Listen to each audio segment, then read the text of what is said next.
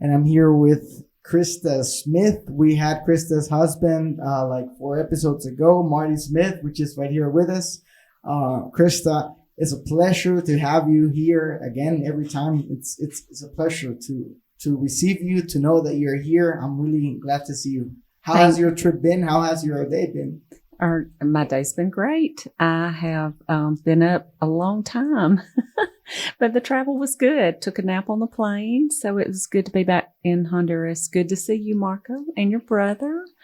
What did you like? You went from Atlanta. You were saying from Atlanta to Miami, and then Miami to Honduras. How many hours did you stay in Miami? Maybe an hour layover. Not too bad. Okay. It's not too bad. From Miami to Honduras. I'm sorry. From Miami to Honduras? Yes. Okay. And then you had to drive. And then we drove. So it takes a little over an hour to get to the city. Okay. And you told me you used to travel directly, right? From Atlanta? We used to travel directly when we flew Delta. Now we're flying American. So we have a layover in Miami. That has to come back. We want Delta to come back. We're going to make it happen. So much easier. So much easier. So yeah, we actually took our daughter to the airport yesterday as well. She is in Rome. And so we took her, went home, got in the bed, got back up, went back to the airport this morning, but it's worth it. It's good. It was a good travel day. And we're going to Tizate tomorrow. At what time are we leaving? Have we figured out that yet? Suni has a doctor's appointment, I think at 10 with Ashley. So it'll be hopefully around lunch. Okay. When we can get out or leave to go to Tizate. That's good.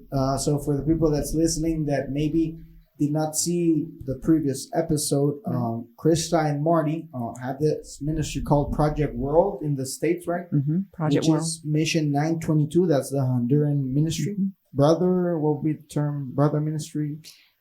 I would say they're married. Yes. Okay. Yes. So it's Project World Mission 922. Project World was first, and Mission 922 came along as ministry was more in depth, I guess, in Honduras. So that's when that footprint came along. So I would say they're married. And you've been working down here in Honduras for about how many years now? Oh gosh, Marco, don't let me tell my age. It's been a while. Honestly, I think maybe 2007 was Marty's first trip. And it was several years later that I started coming. And I came spring break and summer because I was in education and I worked, and Marty's job was a little bit more flexible so he could come and spend more time. But we've been really invested every year, multiple times a year since 2017. So it was pretty much once or twice a year for me since 2011, but 2017, 2018, that was when really Project World was birthed in the States. And that was really when I started coming more and being more involved. And what was it like from your perspective? Like Marty's first trip, because he mentioned a little bit about his experience, but you as a missionary's wife, or at the moment, not knowing what the future had for you guys, your experience or his experience, your experience through his experience, how is it like? Like, imagine him having a revelation, something that's going to be pivotal for your lives. And you having to adventure yourself to experience, like being open-minded to experience it by your own self and then getting invested into it and doing it together. But how's that first contact? How's that first time? It didn't come easy for me. Marty came and I was fine. I told him, I said, that's your thing. You go, you do. I'm good. I'm going to stay here in the States, where it's comfortable, and I'm good. And it was several years after he went that our oldest daughter decided she wanted to come, Hannah. And I was like, oh, now I'm going to have to go because my daughter wants to go. So we got her a ticket, and then I decided I would go, along for the ride. And then our youngest, our whole family was like, I cannot believe you're going to leave Sarah at home. Sarah was 9 at the time. Hannah was, I guess she would have been 12 at the time, 11, 12. And anyway, we decided at the last minute that we would let Sarah go, the 9-year-old, so we could all four go together because our family really was kind of giving us grief of, I can't believe you're going to leave her at home. And we couldn't get a ticket. And then like 2 weeks out, someone broke their leg that was coming on the trip. So we thought, okay, this is just God's way of saying Sarah needs to go. Poor man broke his leg. Sorry.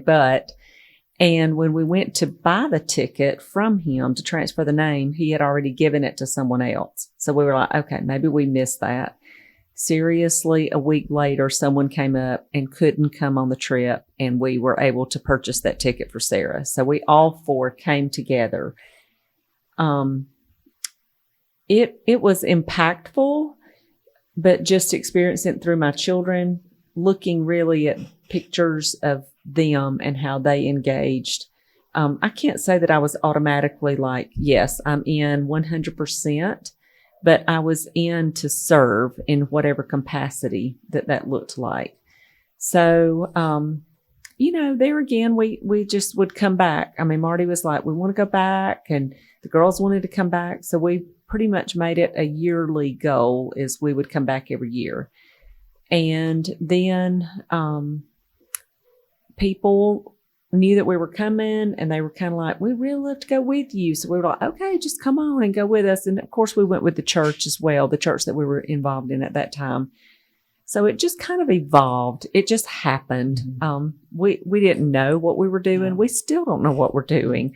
You dip your toe a little bit, and you think it's gonna, for me, a summer thing. It's gonna be a summer thing, and then you start getting more involved, or it starts becoming more a part of you, and all of a sudden it's your main thing. It's kind of like, okay, we weren't looking for Honduras. Honduras found us.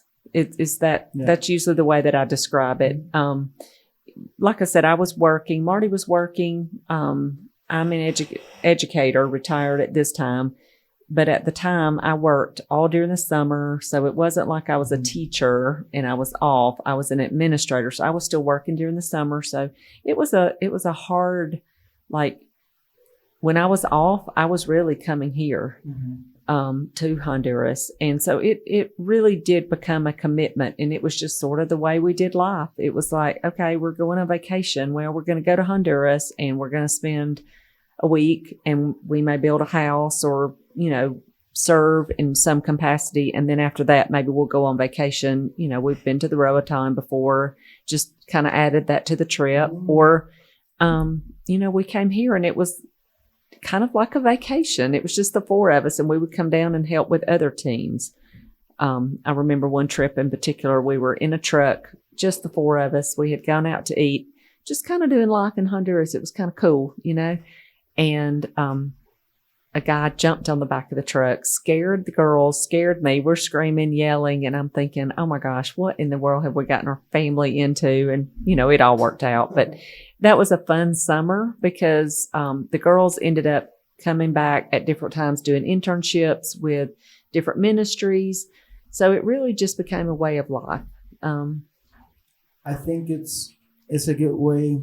It's interesting how God works, because I don't know how you would have reacted or I don't know if it happened actually, but imagine maybe just Marty out of a first experience, or you out of a first experience thinking or even imagining coming down here every month or being invested the way you are invested now. It was like a progressive investment, right? Like little by little, you started, you dip your toe into it, and then, like I said, it starts to become part of you, and all of a sudden, something like moving that. Well, I don't know if in the future, who knows, or maybe not, but moving down here, because there's a lot of missionaries, that live down here, or people like you guys that come very often or are very invested in I would say the country, but we're a very small country, the community, in the community you're invested. So I think it makes it more fathomable. It makes it more in a way you adapt, you can adjust to the concept, to the idea, and little by little you start to see the culture, see the ways. Maybe in the future you know the language. I mean, who knows? Who knows, Marco? Yeah, I should have practiced Spanish a long time ago when I was younger, and we were bringing teams, and the kids would laugh at me though, so I would get embarrassed, and I didn't practice. I did have a guy tell me at the airport today though, he said, "You come so often and you know so little Spanish." And I'm like, I know, it's so sad. But I'm sure you'll get there. I'm really sure you'll get there. I'm just praying God's going to just feed me with that wisdom of Spanish, that it's just going to one day just appear, and I'm going to practice. Yep. I'm trying to do better, but yeah, it is. It is little by little. It is the way of life. It's what we do as a family. We kind of have this saying is this is just what we do. So we're invested, and it's become more and more and more. And I've always told the story of spiritually, Marty has always been the leader of our family, which he should be as the father of our, my children and my husband. He has always been our spiritual leader, but I've always just kind of held on to his shirt tail, whatever he did, then I was supporting him. But probably the last, I would say year and a half, Christa has her own things. Yeah. And it's not just the relationship that Marty has with God or Christ. It is my relationship. Mm-hmm. And I've always had a relationship, but I've never, I guess, owned it like I do now, or experienced it like I do now. Mm-hmm. God has been so good to me, and I'll try not to cry, because you know me, I start opening my mouth and the tears start flying. But crying is an option. He's been really, really good to me in so many avenues of my life, like so many avenues. There are so many stories that I could tell you where he just moved. There's no other way to explain it. I'm like, you can't deny that he moved, or you can't deny that he spoke, or you can't deny that he was right in the middle of every situation, whether it be in the United States or in Honduras. I remember one time we were giving out food in a community, and it was hot. Oh my gosh, it was so hot. And we had walked up, like, I don't know, it just seemed like we had walked a really long time, and we were all out of water. And I literally got on my hands and knees and thought, Lord, if you will get me off this hill, I'm not coming back up here.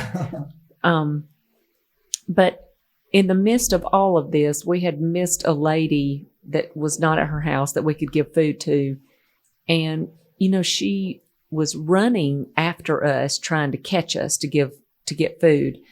And I God just kind of broke me right there that I've never had to run after food. I've never had to pray, okay, Lord, I'm going to need food tomorrow on my table to feed my children. And those are things that I've personally experienced in Honduras. Mm-hmm. And, there's just a lot of things that have taught me a lot about life here. But then also I'm a very rule oriented person. Like, I like order, I like structure. And part of being, in the education system for how many years? Well, 29. 29. Give up your age, but 29. That's a long time. A lot more than my lifetime. Yeah, so 29 years of, and from what I remember, sometimes that's why I didn't fit in a little bit, because it was, but it's good. Sets good foundation. Help me not go rogue. But, it's there's a schema. There's a rule. There's a parameter. There's a structure to follow. There's a itinerary, right? Mm-hmm. If that's the way you work every day, it gets to be part of you. Right. But Honduras has really done a lot for me in getting me to realize that sometimes you need to not get the cart before the horse. Mm-hmm. Sometimes God has a different plan, mm-hmm. and it may not look like structure. Yeah. It may look like organized chaos. Or it may look like stopping for the one. It just seems like every time we're here, something comes up. Like, we have a plan. Mm-hmm. We try to come with a plan in order to move ministry forward. but it seems like things will happen, not bad things, but things will happen or pop up. And it's just like God's just completely stripping away those things of where my human side gets in my way. And it's like, just keep your eyes focused on me, Christa. I will make a way. All those things that you want to get done, I'll take care of those things. You just keep your eyes focused on me. Many times I felt He's trying to tell me, I don't want you to rely on your system, on your structure, because like you said, many times it's easier, or we think, or you tend to reduce probability of failure, the margin of error, when you have a plan, when you have a structure. But whenever I did not know, or things did not work out the way I planned them, or things fell into place in ways I didn't even fathom or even, thought possible. And I get exposed to these strange ways that God deals with my life. And there's always a lesson behind that. In my case, it has been, He wants me to rely on Him above, any structure, any other resource. And He meets us where we are, right? Because that's the way He teaches me that lesson. He teaches the same lesson maybe to someone else in a different way, according to their season, according to their circumstances. But that has been a thing that God has spoken to my life. He wants me to rely on Him as my provider, as my safety net, as my everything, more than on my plans. Maybe because I tend to plan, or I can be square-minded sometimes, right? There's other people that are not that way, and there's a different way He deals with that. But in my case, it's crazy to see how God works things out. And in the end, I see myself like a steward, like I steward what God made.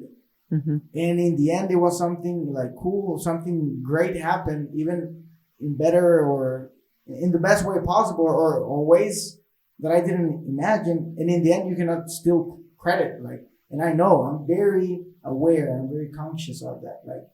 A lot of the stuff going around me, if I planned for it, or if I use rational thinking, or there's a lot of things I did not in a proper manner. I was premature in some processes. I did some mistakes. I learned through those mistakes. I don't say I didn't, but all of that has worked for the purpose. Good. Exactly. And to get me to where I'm at right now in my relationship with God. That's good. That was, so just simply this week, I had a lot going on before we could leave today. Yes, we did leave this morning very early. Yesterday for us. Yesterday for you, this morning for me. And I kind of had my week planned out, and I literally one day thought, I have no idea how all of these things are going to get accomplished. And all of these things fell right into place in such a random way. And I could not deny. I called Marty and I said, the Lord made a way where there was no way. Yeah. There was seriously no way to get all of these things done. And that's just the beauty of where He is. It's kind of like the simplicity of, if you will commune with me, this is the Father speaking to me, the Heavenly Father. And if you will stay in my word, I'll make a way. I'll take care of things.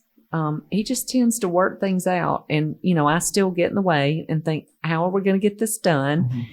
And I really just have to keep coming back to just keep your eyes on Him. Keep your eyes on Him. And give yourself out of your own way, right? And like I said, just steward in the moment. But I feel He's already written it. Like He equips you. Because many times that has been the source of my unbelief, anxiety, or whatever. And then He just comes forth, and He's faithful, and it encourages me for the process. And whenever something comes up, or I visualize something, or I feel He's putting something in my heart, I can go to that precedent or recall that experience and rely on his character. Okay, no, he's immutable. He hasn't changed from that time, and he's gonna show me this time. And you start to kind of, through your relationship and trial and error, you start to know him, know his ways, know his character a little bit more. That's really cool that you say that because, well, your experiences shape you, period. But from a pastor that we had years ago, it was during that time where I really learned everything that you experience in your life is really not for you. It's for you to be able to give to someone else. Your experiences shape who you are in order to help someone else. Just simple example. So I was diagnosed with breast cancer, 2 years ago. And right now I'm ministering to like 4 different women, 4 different friends that are experiencing the same exact things, some of the same exact things that I went through.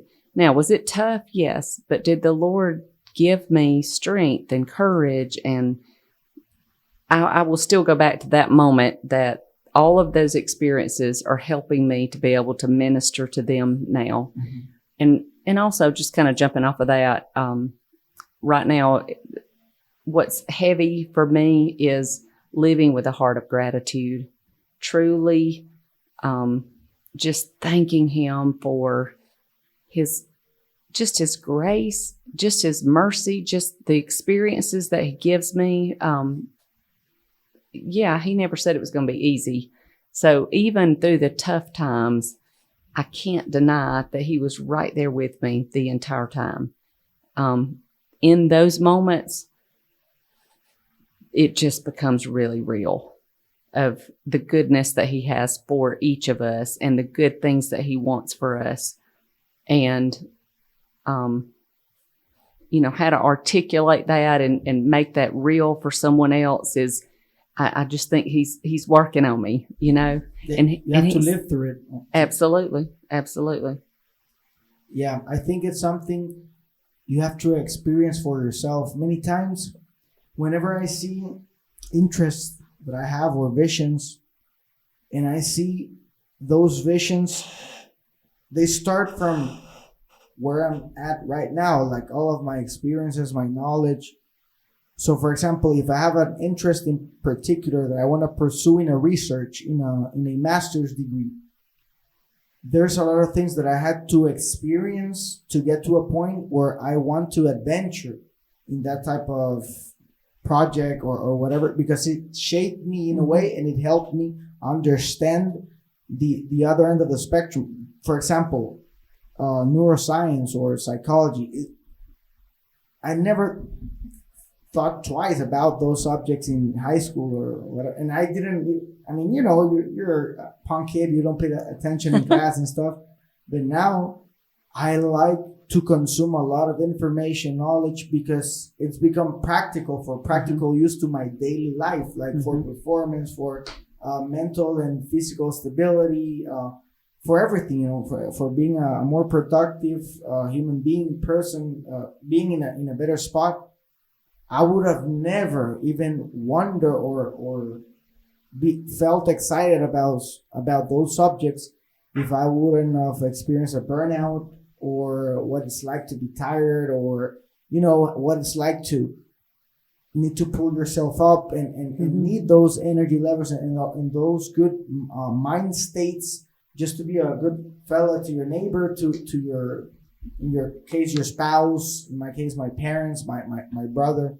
So it got me to a point where that became an interest, and a lot of projects, ideas that I visualize now, that's the foundation. I mean, I can conceptualize or even fathom desiring these projects because of the experience, the good and the bad experiences that led me to a point that I would even think that's something interesting, or that there would be a purpose in me to, help others out. Like, okay, wow, this is so useful. Like, just in my case, you could do it.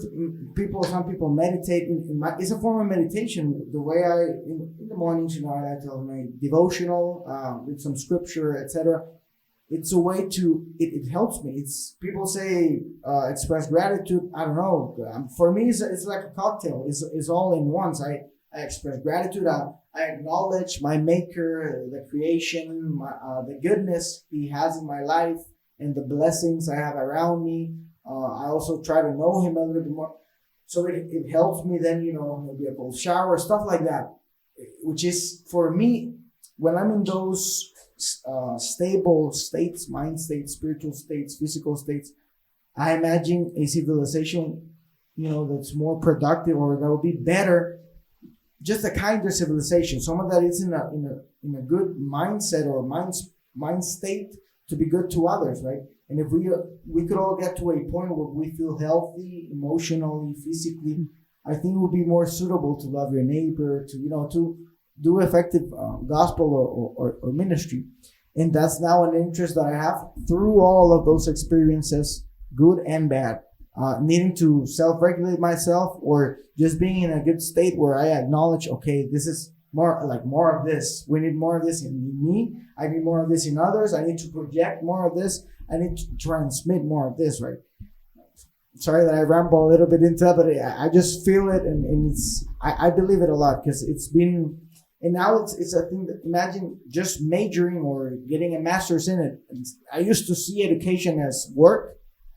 Man, that would be just interesting for me. Like, thank God, everything that I'm doing for work right now, I just look at it as an interesting project. Either it's donating time, donating money, or starting a new business, or help having a cup of coffee with your family, whatever new project in relationships, in projects, whatever area you have. But all of those projects that now I can get invested into have been shaped from my previous experience, right? But I also feel God in the process was taking me hand by hand, exposing me to all of these situations. Absolutely. Because he needed me in a point that I could understand, people that you're going to be addressing or people you're going to be helping out. You never know, how can you approach, you can approach someone from, that's struggling with something you haven't, but if you have walked their shoes and you know what worked for you and you know what are the good solutions for it, it's just, more impactful. And I think that's why God exposes us to all of this, to be in a point where we can replicate and just through others grow. And that's why it goes beyond us, right? Well, and I think he wants us to be still, I try to be super intentional with listening to his voice. Down to the simple, in my car, okay, Lord, you want me to go right or left today? I got to get home somehow, but do you want me to go right or left? And when I am really intentional, prayer is a big thing for me. Marty and I have really dug into praying in the Spirit. We really try to pray together daily. I typically get up, go work out. Marty, I come back. We have quiet time together, and then we pray together. I don't know. I just felt like the Lord just wanted us there. He wanted us to work on our relationship together. Not that it was bad or anything, but just we're learning that we're one and that our ministry needs us to be one and needs us to be strong together as one. I hope this is kind of making sense. It makes sense in my mind, but sometimes just to articulate it's hard, but it is an evolving thing. So we're praying together purposefully, intentionally for the day, for things that are going on in our life, rather than just kind of thinking about it, but just speaking out loud and praying out loud and being grateful for those things out loud.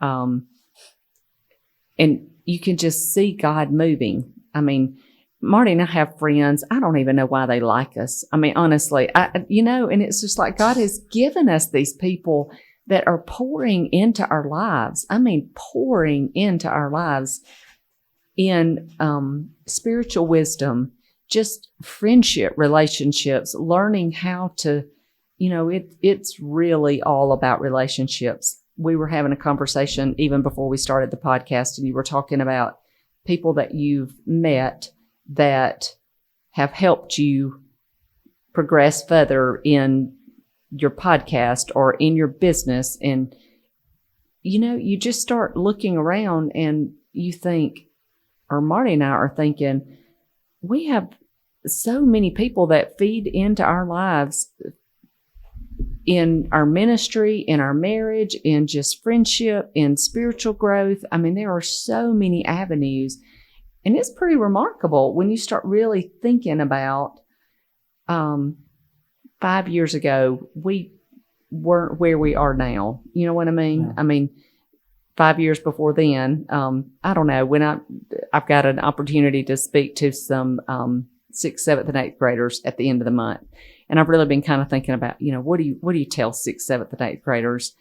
And part of it is just about, relationships. It matters. Your kindness matters. The wisdom that they have, they're all smart kids. And, those are things that you have and they're easy, but, learning to challenge yourself just because you feel like, things that are coming to you, I think there's, it's not just random. It's not just happenstance. You're just part of something bigger, right? You're part of something bigger.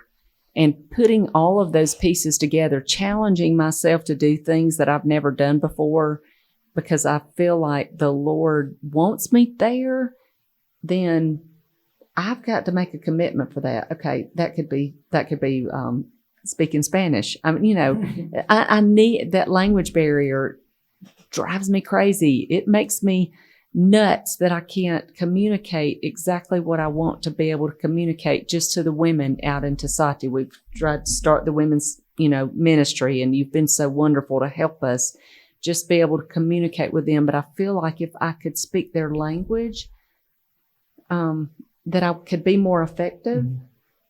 And but going back to just things that come up in my life, it would be super easy to say, yeah, I think I'll just stay where I am because it's comfortable and I don't really have to challenge myself. But I really kind of have a saying of today, I move things forward. I went one step, and it's just one step at a time. So I'm really trying to really focus on intentionally being present in the moment, and work on relationships and really pondering on what those relationships are and being an active participant in those relationships, if that makes sense.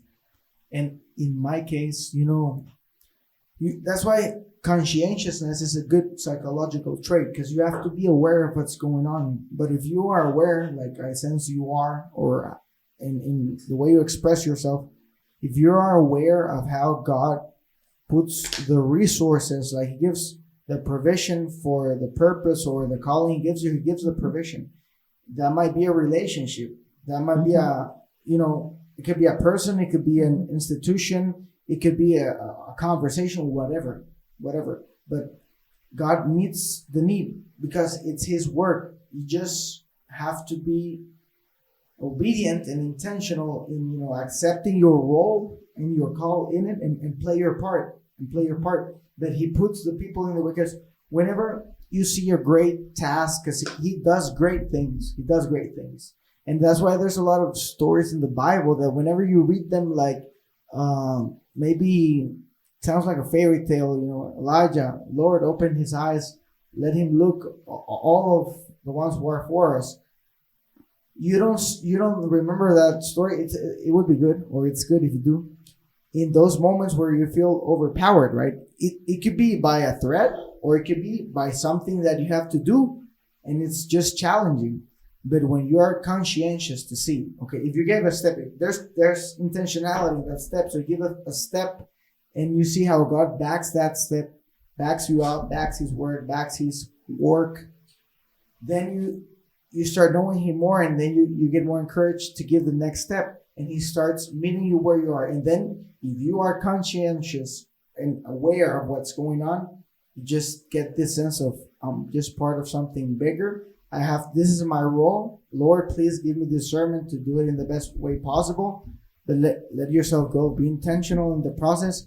Because he's going to give you the resources. He's going to give you the relationships. He's going to give you everything. You're just going to have to play your part. And because he loves your authentic self, most of the times that's going to be you expressing yourself authentically through your work, through your relationships. And that's a good thing, that he wants us to live in that freedom, right? For you, and also the seasons, how he meets you where you are, because the season you are right now is different than the season you were in 2007 or 2017, you know? Oh, by far. By Yes. far. And he makes everything fall into place in a way that seems godly.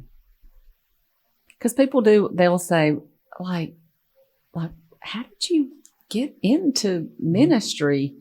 And honestly, I told Marty, I said, lots of times people will say, so what do you do in Honduras? And I'm like, well, you know, we have a nonprofit in the States and we have a ministry in Honduras, but being able to say we have a ministry, that was kind of a big hurdle for me, because I just wanted to say, you know, it's kind of a nonprofit and, you know, we're there to serve people, you know, we're there to serve, but it's a ministry. Mm-hmm. It is a calling. Mm-hmm. And exactly what you just said is, me personally, I've had to take responsibility for the calling that God has given us and play an active part in it, and not just let Marty carry the burden of, and I hate to say burden, that's probably not a good word, but carry the weight of the entire ministry himself. Mm-hmm. That I've taken a part in that. And since that time, it's like, you know, little opportunities here and little opportunities here just to share more about the ministries, share more about what's going on in Honduras, and to be a part of other ministries. So it's been an exciting year. It's been a lot of growth in myself personally, spiritually, personally, as well as our ministry. And that's great that you have found your role into it, because imagine, like, for me as a man, I can position myself in my 50s. I can get a glance of it, not the actual thing, but, you know, taking care of or managing is hard. Leadership is hard. You start by small role, well, not small roles, but basic examples like being a parent, being a father, as a leadership role, right? You have to, God molds you through that. Then imagine managing an institution, a corporation, managing a group of people, a collective of people. And now doing that for the poor in a third world country, having to travel miles away. I mean, and we can go on in the list, adding up of the toughness that it can get to be, where culture is different. I mean, institutionality is not that it's different. There's sometimes there's none.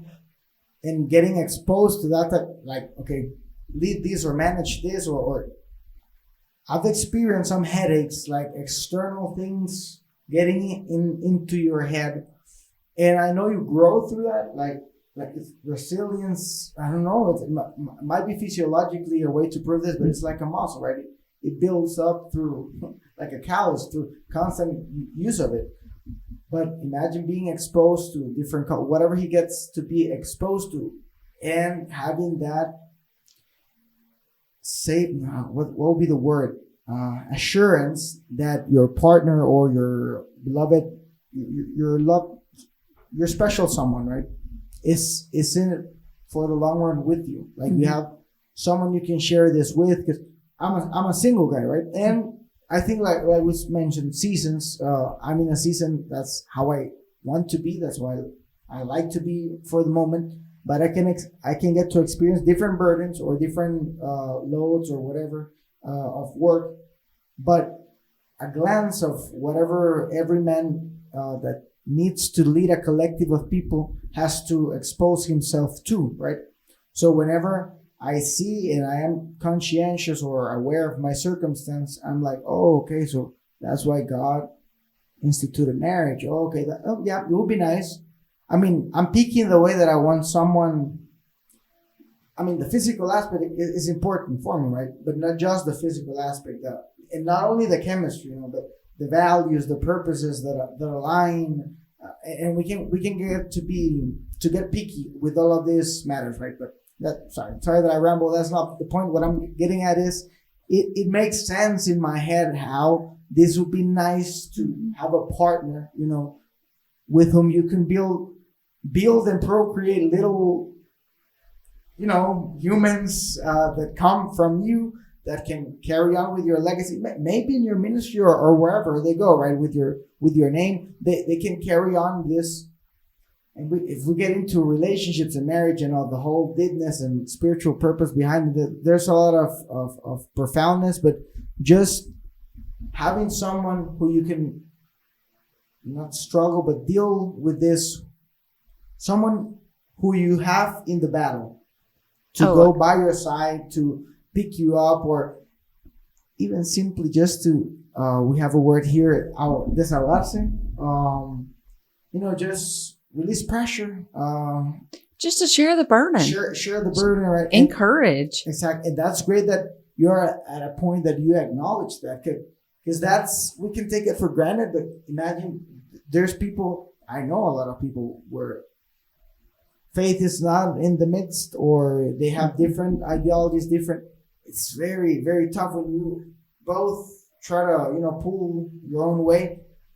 And I feel this task, project, deed, work, or whatever, Mission 922, Project World, what the vision that God has behind it, it needs, that strength.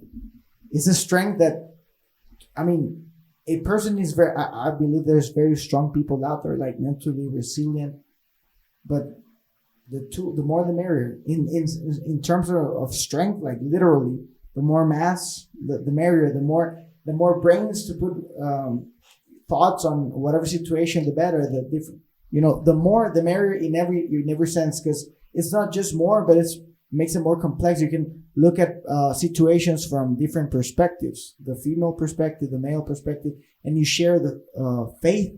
So you play a very important active role in the ministry through Marty and through your own personal activities. Well, and the cool part is that we do share a lot.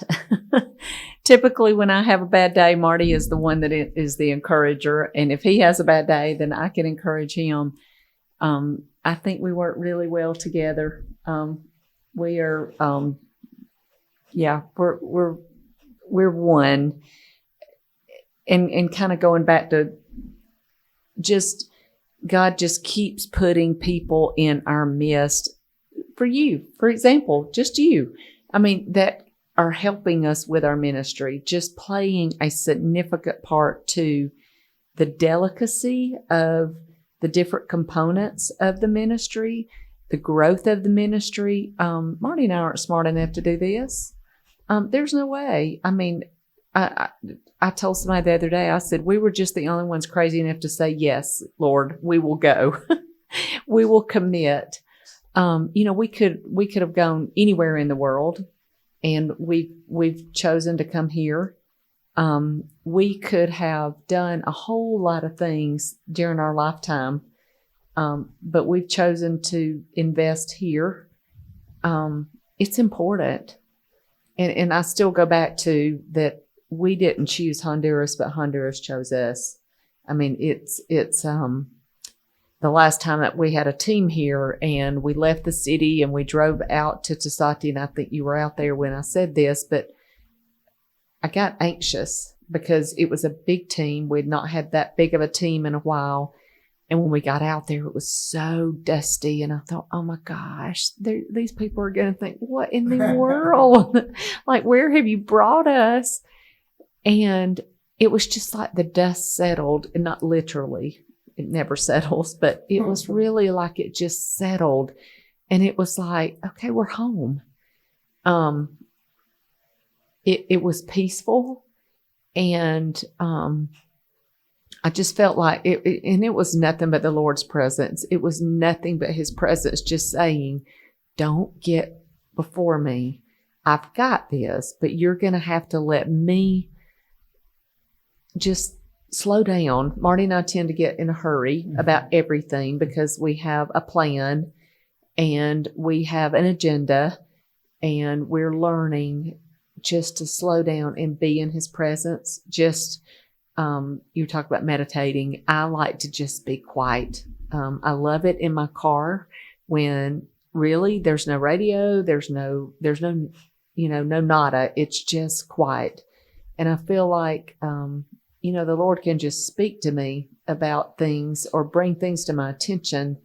And I'm learning that when he does, then I'm making notes of those things, that it's not just, oh, that was a random thought. No, that could have been something significant. And it's kind of like, you have a friend and that friend's name kind of run through your mind.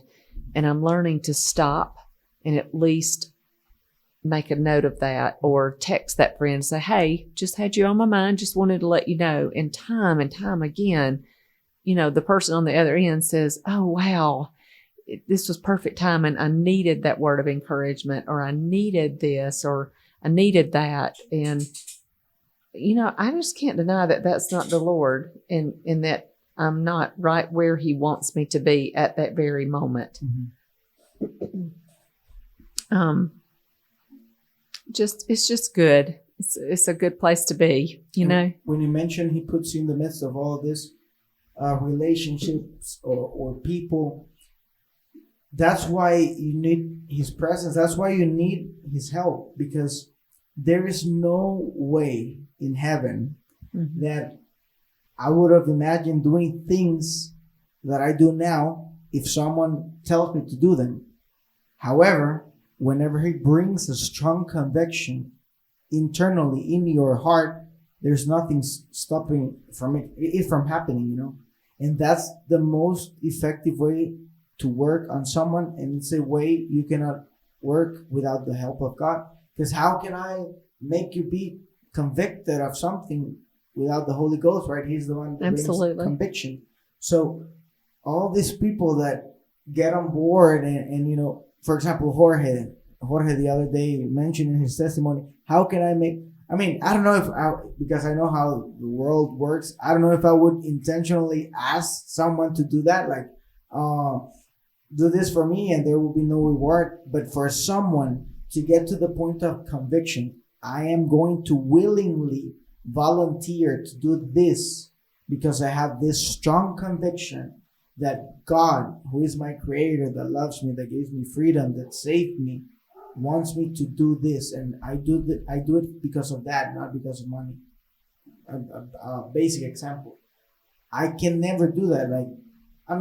Maybe there's people that are very crafty, influential, whatever, and they can trick someone into that, or I don't know. But imagine having that power behind you that unites purposes, because you get to unite with people along the way and then you start walking together, right? But to get to that person to that point, you wouldn't have made it possible. Whoever helps me or collaborates with me on whatever project in my life, and when I say project, I mean whatever I do with my ministry time, whatever I do with my business or whatever, all of those people, I know God put them in a position or in a place that was suitable for my purpose in a specific season in my life.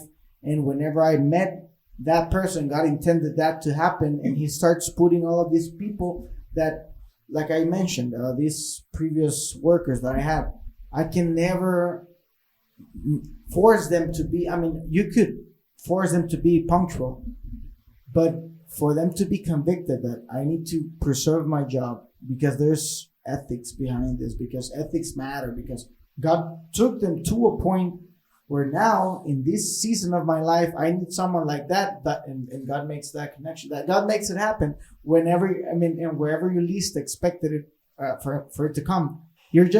you know when you lose your keys and then you lose something else and then you start looking for that something else and you find your keys, but you don't Exactly. find I've had to pray, Lord, please help me find my keys.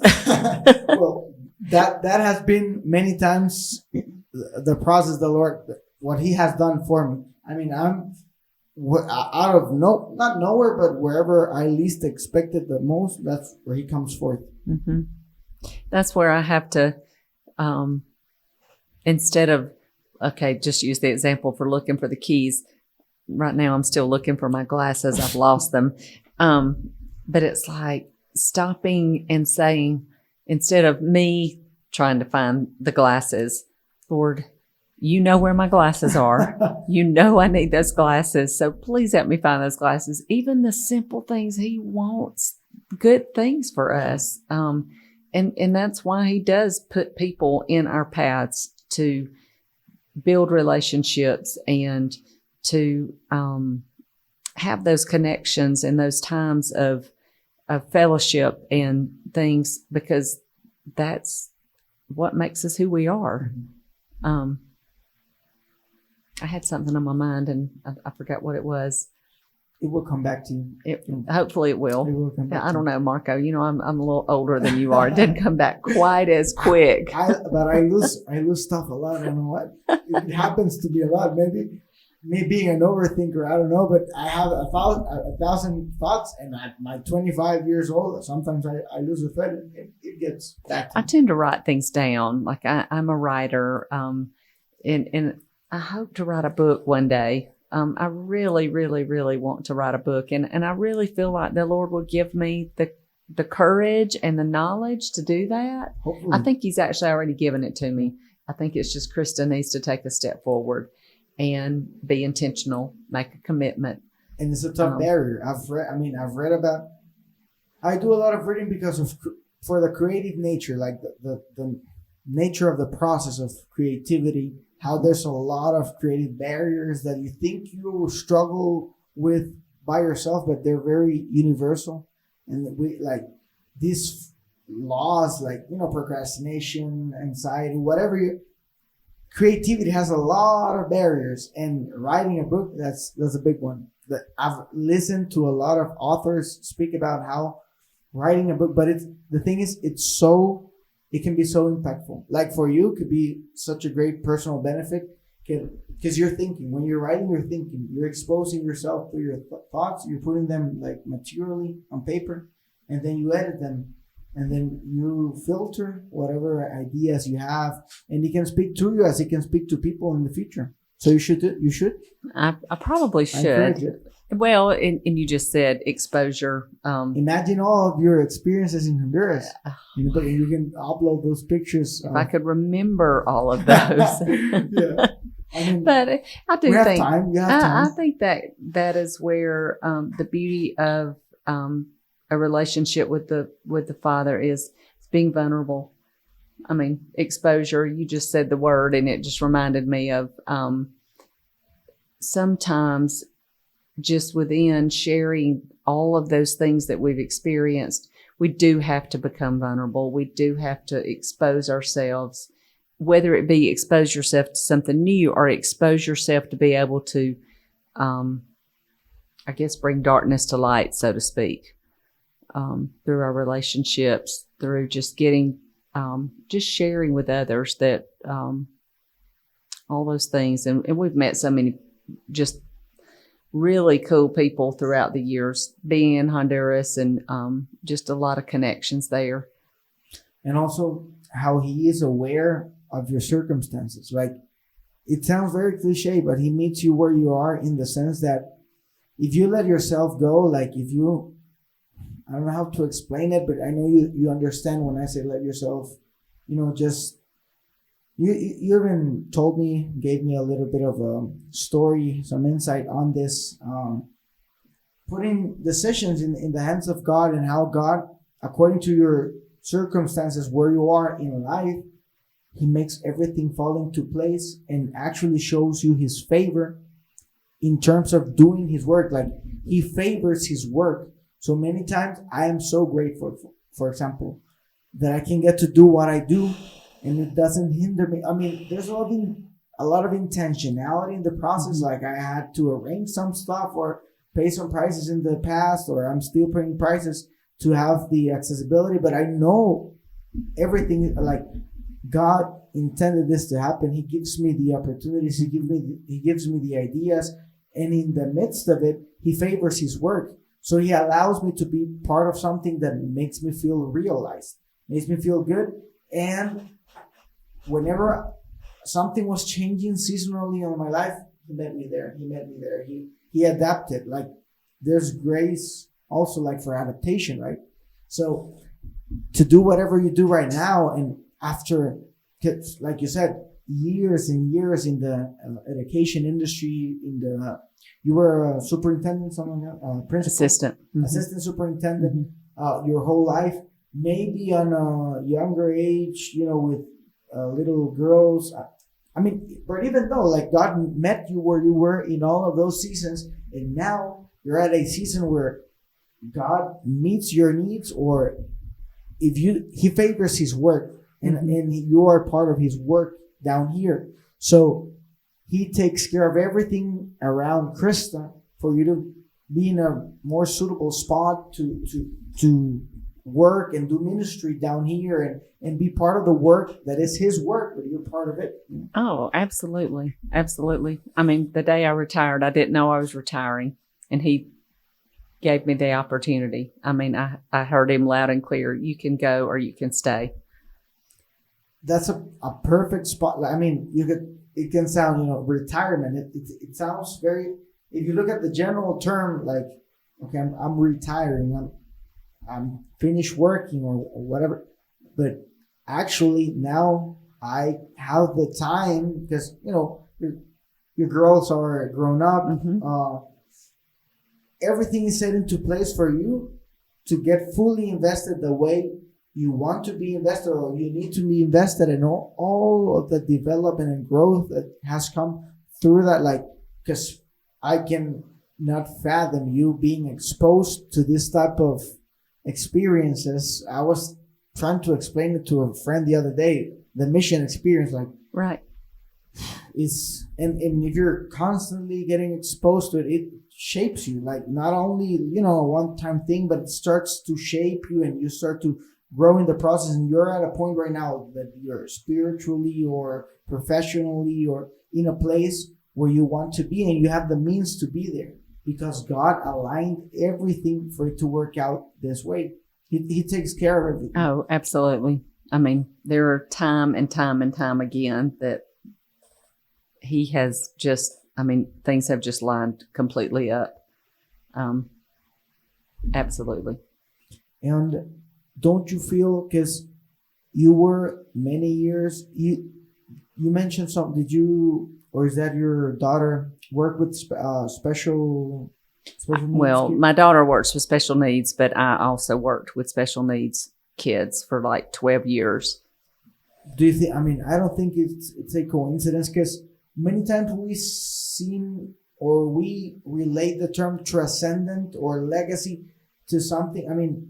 It can be something as meeting the needs of a special needs kid coming down to Honduras, and there is grandeur in that, but there's no need for it to be something so exposed to be transcendent. Like whatever impact you have on that kid, and you've been exposed to this type of work your whole life, and now your daughter has this calling or this vocation to help, because that's what you do here. Help the one with not the most needs, but that cannot help himself out, Exactly. And it's the same drill with someone that maybe has a disadvantage mentally or physically because of some medical reason, and you constantly being called to these purposes that, like I said, transcend whatever regular life is, because you don't need to be an abroad missionary, but you also are. But so Marty gets called to do this, and then your daughter, I assume the experience of coming to Honduras, and I spoke a little bit with her about her personal experience, and it also had an impact on her. So like nothing is coincidental in how things are working out in a way that if you put your hands to work, you wouldn't have made it like possible. Like, No. it's impossible to have that. Let's say I'm a very philanthropist guy and I want my kids to be invested in people. I can never plant that in them. Like that, there has to be something divine, something that comes out of their own heart. Getting that connections, like you mentioned, to have the opportunities to serve in this way, because I can bet there's a lot of people with a lot of will out there to do the whole mission experience, that have the heart for it. Maybe they've never heard about Honduras or this type of missions, or they don't have the means or the opportunities. And in your case, you have been exposed to these opportunities through one way or another, but you are constantly being called like to purposes that transcend our structures, or being profitable or whatever status quo or the standard is, but called to those in need, to those to the poor, to the weak, and it has impacted your whole family. Not only you, not only your husband, but each of you has had your own process, right? And this strong like family calling to help the one in need, and that you have the heart for it, because people. There's from people to people, and I've known professionals like in the medicine industry, and you can get cold or stiff. What will be the word? Your heart becomes hardened, right? Hard, or you become insensitive in your sensitivity. You start lacking sensitivity, but you constantly are exposed to the situations that you want to be intentionally involved, and each time you feel that, okay, I need to do this. Like it's not a one-time thing, but you're fully invested. Every time you come down here, you have the heart to acknowledge, okay, I need to keep on doing this. This is something that's going to be a legacy that transcends me, because it goes way back. I know a little bit about the story, but whenever you're in the middle of it, it's crazy how it started before you were even here, and it probably will keep on going. It will keep going, and that's crazy. And that is crazy. There's already precedent, because I think the founder, like he passed away, and the build's still going, the building's still going, the work is still going, the deeds, the food is still getting delivered, the houses are getting built, the bricks are getting laid, and it's still going. And it's, how can you explain that? There comes some point. I mean, I wish I could explain it. There's no way to. Like, there's no way. This guy passes away, and somehow God makes he takes care of someone else, taking the rails, or someone else taking the part of whoever he's calling to a different season, or well, death is part of the journey, right? It's I don't know if to call it the end, but it's part of the journey. He's called to a different season, but God already, because it's bigger than us, He already has the willing. And even though sometimes we're not willing, He deals with us. He deals with us, and there's no human way, possible way, that Zoila or you can talk someone into this craziness. There's no possible way someone would have talked me into the craziness of the gospel other than me experiencing it myself and getting these profound convictions out of my intimacy with the Holy Spirit and what He exposes me to. Absolutely. So, Christa, for people who don't know, what are you focused on right now with Mission 922 down here in Honduras? I mixed Honduras with Honduras. In Honduras or Honduras, if you are from the States, what are things that are coming ahead, or what you're really looking forward to or excited that is happening in the near future? Well, we actually, Marty and I are here for the week, and we're trying to do just some behind the scenes ministry work with the family that works on out in Tizate. But then we have a medical team coming in June, and then we have I guess you would call it a regular team that comes down and just does more house building and like carnival type VBS activities with the kids. So we have a team that's coming in July, and they're kind of back to back, but that's exciting this summer because we haven't done a medical team in a while. And we're going to go into Montaña de la Flor, into one of the communities there, Tagamasapa, and do a medical clinic. And then we'll do another clinic in Tizate. And then when the other team comes in, we're actually hoping to build a house in the mountains. We've never built a house in the mountains before, so that's really exciting. Marty and I are going to go and I guess you'd call it scout the house this week and kind of try to determine how we will get lumber there, how much it will cost.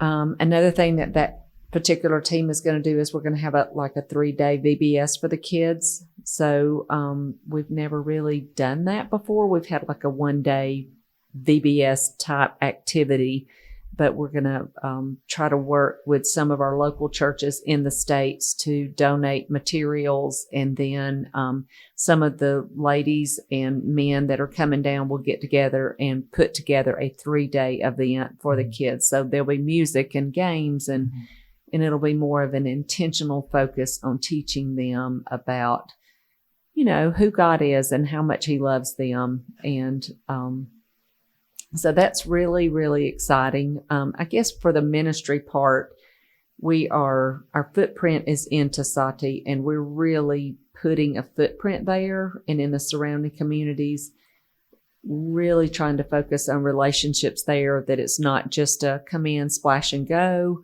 It's more of a come in and let's spend time there. Let's do life there. Let's know our neighbor.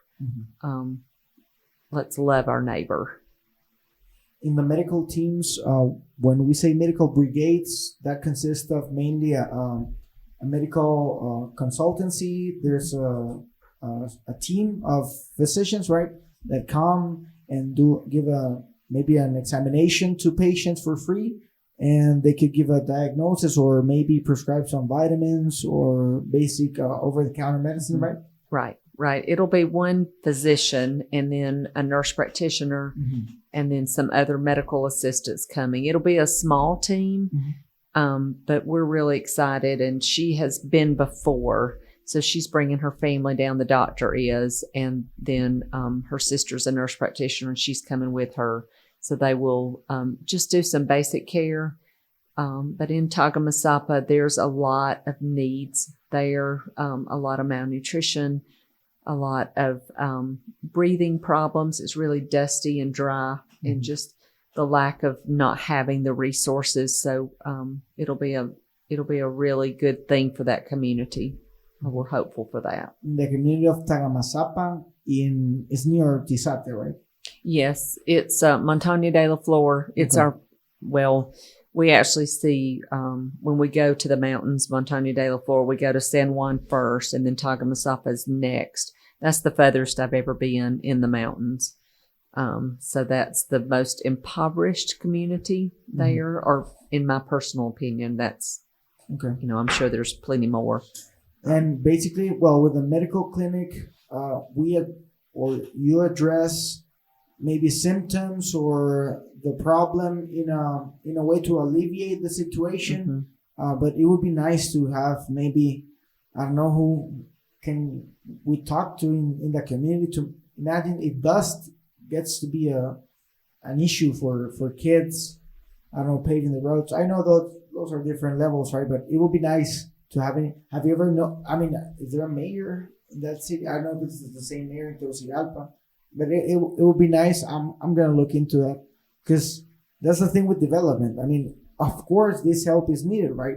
A momentary help, but addressing the problem from the root, but of course, that's something the Hondurans have to deal with. It's just me, because whenever I go or get exposed to situations, I'm like, okay, wouldn't the practical solution or the obvious solution would be this? Then you get to the scenario, maybe there's no funds. I know there's specific cases and a lot of things that are involved into that, but it would be nice. I mean, for people to look out this community Tizate. I've done some research. I'm almost sure it's in Departamento, which is the equivalent to states in Honduras. Departamento de Francisco Morazán. It's a community or aldea. I think that's Aldea Tizate. It's really close to Orica, which is it's a city in Francisco Morazán. Yes, and if the road, if a donor out there wanted to come in and pave those roads, I'm sure that they would be happy to see that. Some local authority, right? For sure. Or many different issues. I mean, the dust serves its purpose, but I know also malnutrition, like the poverty in those communities. There's a lot of things to it, and I know to address it. I mean, it's a lot of work. But that would be the medical clinic. Then you also mentioned VBS, for people who don't know, Vacation Bible School, right? Which is like time to do fun learning, biblical fun learning with the kids. Yes. Kids teaching other kids. Sometimes the youth teaching kids, or elders teaching kids in a practical, maybe creative way. You could do drawings with the kids. You could do. One time I interpreted like a puppeteer show. Oh, really? I did some recordings of David and Goliath. It was pretty crazy, but so that'll be VBS addressing the kids. Well, the Bible says let the small ones come to me, right? Then we have, you mentioned the carnival, which is also a fun aspect to build relationship with them, to bond with them. You have different. I've been there, so that's why I'm also walking people through the experience.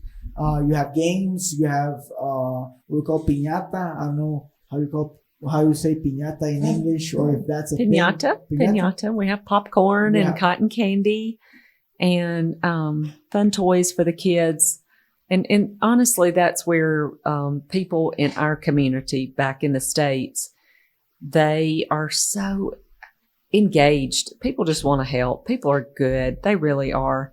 And invariably, at least once a week, if not twice, I'll get a text from a friend to say, hey, I've got some, I cleaned out my kids' toy box and I've got some little toys that I'd like to send to Honduras, and, or hey, I've got some stuffed animals that I was going to get rid of. And so would you want those for Honduras? And there are things just dropped off on my porch randomly, honestly, 2 or 3 times a week, just because people really want, maybe they can't come, but maybe they just want to give.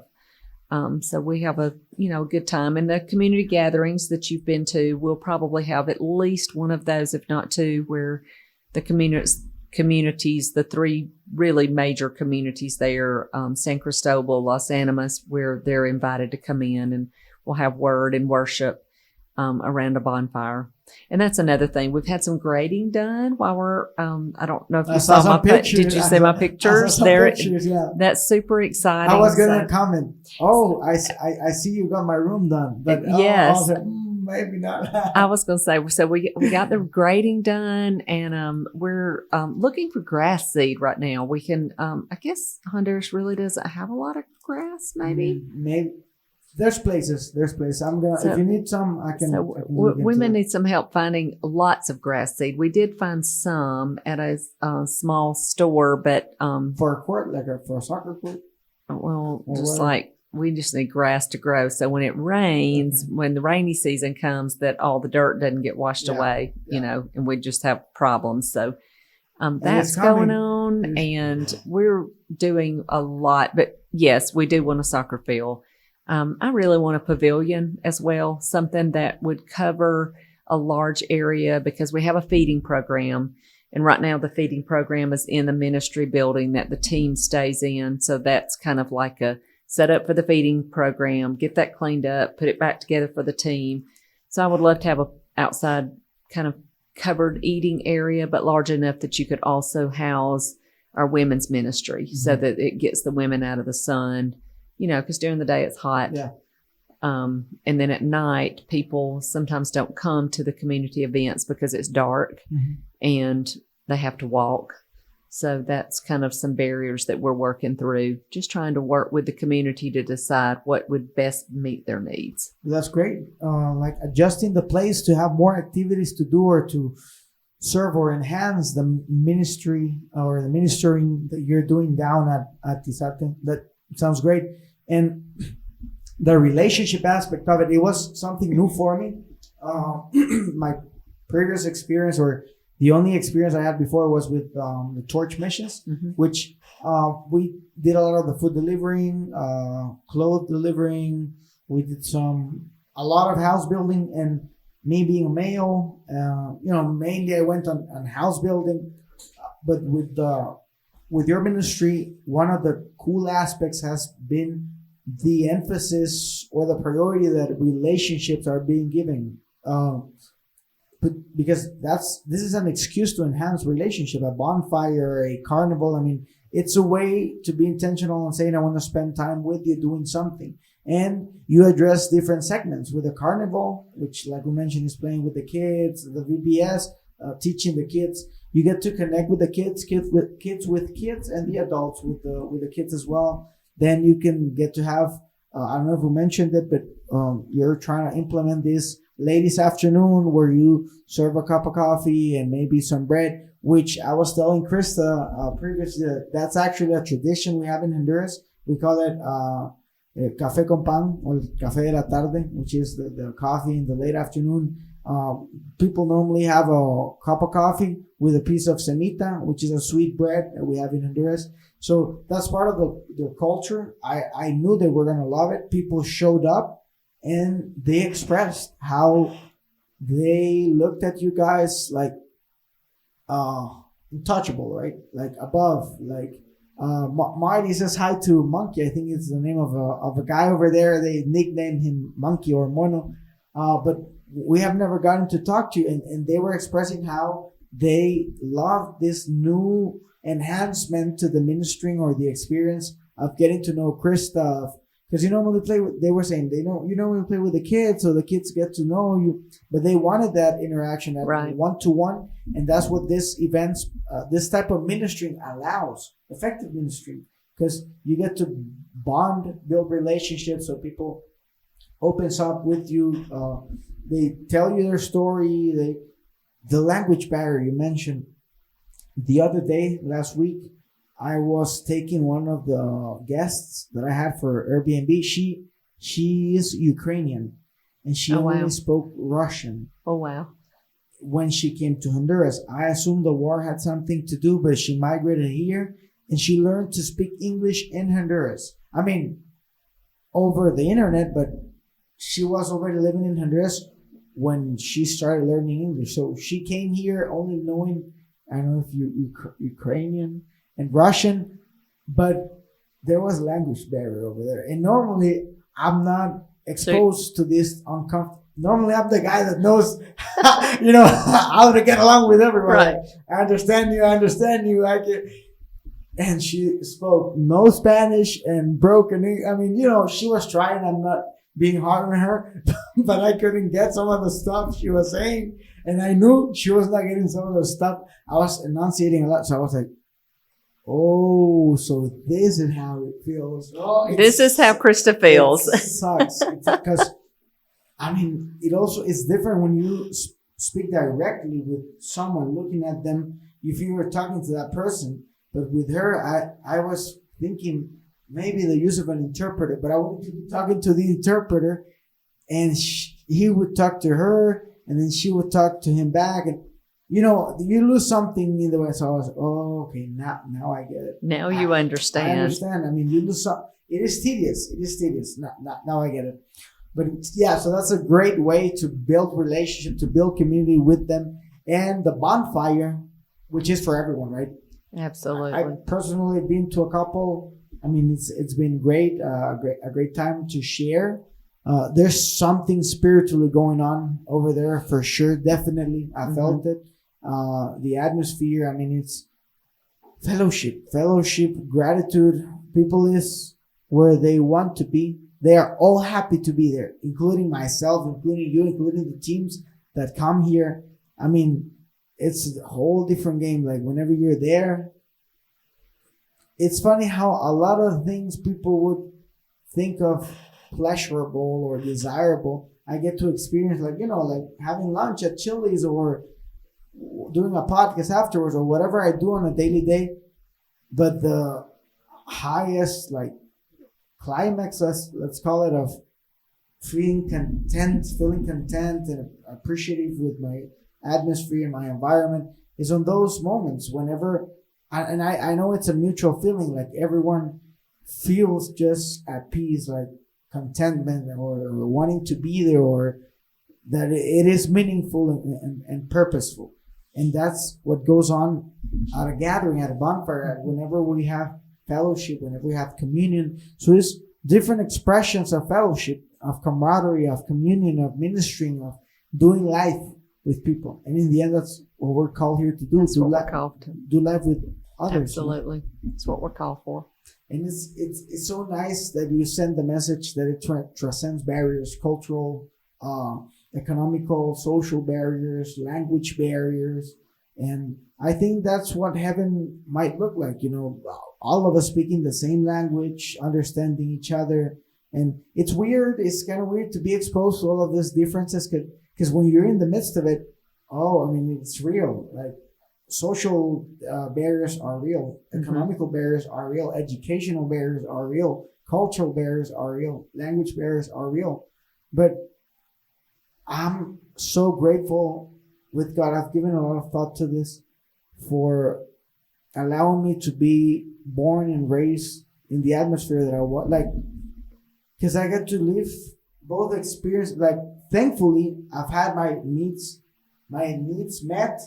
I've had good education. I've had family that loves me and support me. I've had exposure to the gospel. I have freedom. I have meritocracy. It takes a role in my life. I'm free to all of these circumstances, but I also being born and raised in Honduras. We were talking about this with my cousin. It's also impactful for us because you kind of live in a bubble, and in our case, it's right there. Because I got lost in Comayagüela, and I don't drive a lot in Comayagüela, and I use Waze a lot, and I had no data. I don't know what happened with my internet, and I was trying to get some coffee for David, 50 pounds of coffee in a transport company in Comayagüela. I got lost, and I was with my cousin, they are also part of our city. How many people is here? Thousands and thousands. This is part of our reality. And Comayagüela is old, and downtown is old. So look, this is part of, and it's unfathomable that you 5 minutes away, or we recall back to our youth or our teenage years, and you didn't even think that existed. Stuff like me taking for granted speaking English. Everyone I knew spoke English. Being bilingual was, going to a private school, a bilingual school, having car, stuff like that. It was common. And getting exposed to the other side, to the guy that is at the other side whenever you're at the hardware store. They're part of this reality and the reality that our nation lives in. So, and I'm kind of in the middle because I speak Spanish, I speak English. I tend to relate better with North Americans. I don't know why, because I'm Honduran, but my personality, I relate good with Hondurans also. Not that I don't do, but I feel very, very comfortable with North American culture.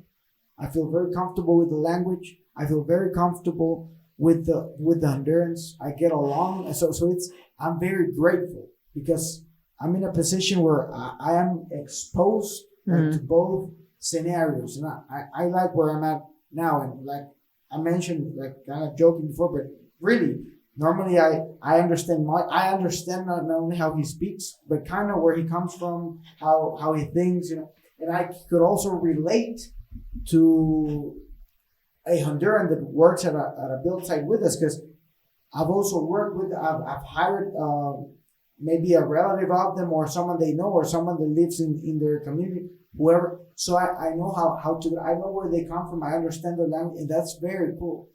I'm very grateful with God because of that, but it's very cool to be a part of that in that way, and being exposed to those differences and see they're very tangible, like they are there, but rationalize them. I think that's what we bring a lot of youth to Honduras with their families. We used to just do youth, like the parents couldn't or didn't come. And the pandemic brought about parents, which really has been a good thing because you see a lot of families come together and they're invested together and they serve together and it's beautiful. But I really think when I look at youth, I'm like, you are in such a great place as far as an opportunity to see things that I didn't see until I was in my, late 30s, early 40s. And you have such an opportunity and you've been exposed to things that I never even knew existed. I thought I knew what poverty looked like. I thought I knew what a lot of things looked like, but yeah, even my girls, coming at 9 and 12 and just seeing that everybody doesn't get up like you get up in the mornings and everybody doesn't go to bed like you go to bed at night. And there's just another there's another world out there of people that need you, and we have things to give. And it gives you perspective. I think it also gives you perspective. That's what I feel. If I look like optimistically at my background, in an optimistical perspective, I think me being born in a third world country actually has given me perspective. It has given me perspective.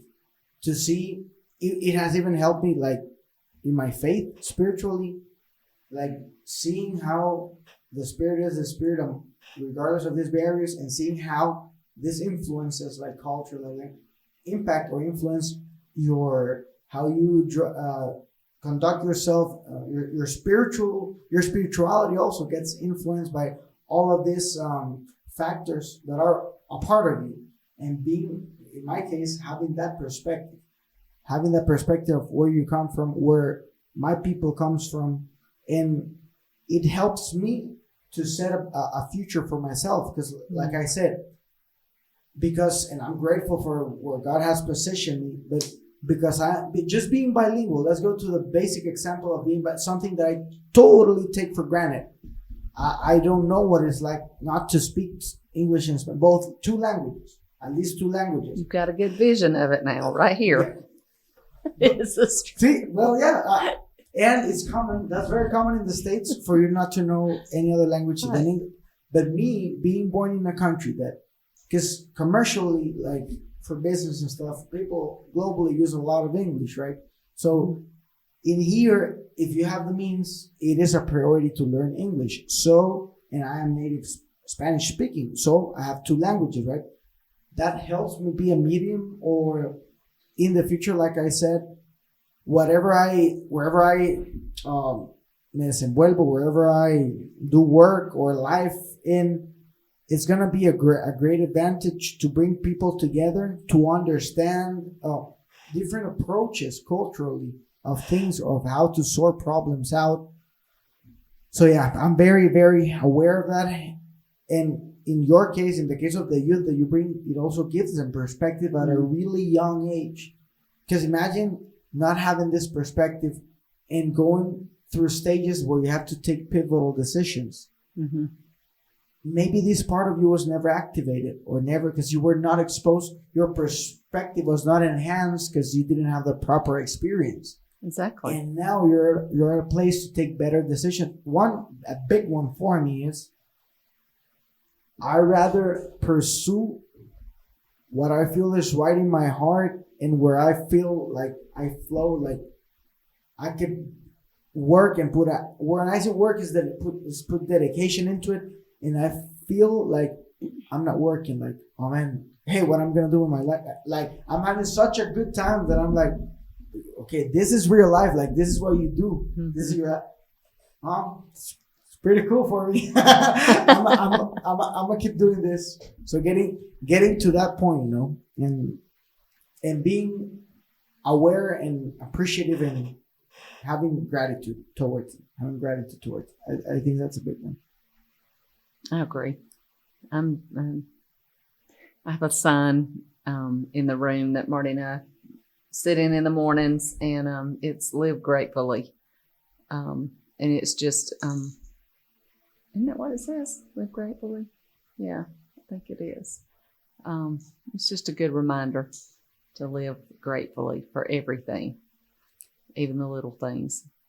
And out of that gratitude,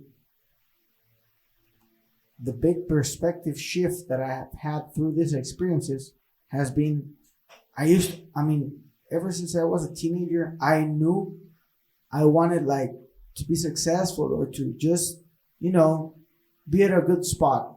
Mm-hmm. But, and me being little immature or not having the knowledge, I thought that related because of the system we live in, that related to money. But actually, there's values that go beyond that. Like there's intrinsic values that surpass, and money's I like money. I'm not saying I don't like money. It's very, very useful, like for means, like to be, just to have access, to do the stuff you want to do. However, that's not the end goal. Right. Not even personal legacy, like, because I think the me of 10 years ago would rather run something for himself than someone else running something and being part of that, regardless of you running it, but if to serve a better purpose. So I'm more in that spot now because I've seen the good I've seen how, it's bigger than me. I've seen how I'm now conscious of, how small we are in comparison to all of that's going around us, but also how fundamental our roles are. And that has a shift that has come through missions. Because seeing how frugal or how people turn their lives around to come live here, or even people that, dress very modestly, and I'm like, and that fulfills them. Like building a house for someone fulfills them. Like they lived in, people migrate from here to the States. And those are people that were born in the States that know, this is not the answer. Money is not even being comfortable. Having all your needs met, that's not the answer. There's something more to that. And that they come down here voluntarily and they're so frugal with money. And I've never it's not that I've always chased money. I just knew I wanted to, to be successful. But now I know I'd rather have my needs met, provide for my, my tribe, my family, my loved ones, have them provide a proper education. And if I have to sacrifice some extra pennies to do what I feel called to do or that transcends me, 100%. Without that, because I've exposed myself to chasing money, getting, burdens that, fell off. That when I see what success I do now, looks a little different now. Yes. And I see what I'm doing now and I'm like, literally sometimes I'm like, did I work today? And I got a lot done, but it was enjoyable for me. Other than maybe, a position where you're better financially, but it sucks. I just felt in jail, incarcerated, or it just didn't work for me. So I prioritize. My priorities have not changed, but aligned. I think I have a better perspective now through these experiences to see how finite my life is and that I cannot just work for myself. Yeah, so you're going to come and be exposed to these experiences and not have your perspective enhanced. Imagine having 17, 18, 18 and above is the youth you bring. It's such a perspective enhancing experience that's going to come with them for the rest of their lives. Absolutely. And we've actually got some that came in spring break. They're coming back summer. Really? Mm-hmm. That's cool. They were super excited. I'm happy because you know how every trip is different, but I really connect with some of the people. I'm glad when I get to see people again. Isn't it funny how every trip is different? Yeah. And every trip is so good because every time I leave, I think, I will never have that good of a team. And then it's like the whole trip is just as good. And it makes me feel very, in some way. How can I say this without something? It makes me feel very easy. Like I'm very easy because, I love you guys. And then I love this crew as well. And, Absolutely. I also had a great experience here. And maybe I'm giving the same compliments away, but it's just true. It's just true. Every trip is different. It's nice. It's nice. That's why people keep coming. Honestly, of course, you don't do it for yourself, but you do feel good in the process. Sometimes you don't. Sometimes you feel anxious. Sometimes you feel worried. You don't know what to do.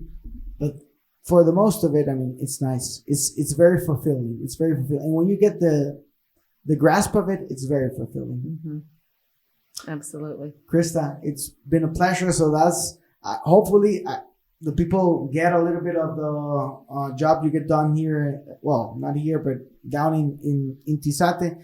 Communion and fellowship and ministry in whatever expression that might come with different segments, bonding with people, just making sure you're setting foundation and how, I don't know if this translates properly to English, but setting roots in the community and staying grounded there, anchoring yourself with the community there. Perfect. And making them know that they are part of you, you are part of them, you're not going away. Also, some social projection through the food donations, through the house builds, through the clothes that you deliver, working in communities around Montaña de la Flor, which is where the Tolupanes, which is an indigenous tribe in Honduras, one of the indigenous tribes that still is around in Honduras, very forgotten, very not taken care of. They live in a lot of scarcity, in a lot of lack. It will be thankfully, there's a lot of good-hearted people that are trying to reach that community and help and provide food, shelter, basic needs, yeah, food, water, shelter, every basic need for a decent human experience. And also, you have done some work here in Tegucigalpa, right? Some houses in Colonia, Australia. Yes. I know this is not your first one. You've done some in the past. I've done a couple of house builds with you guys.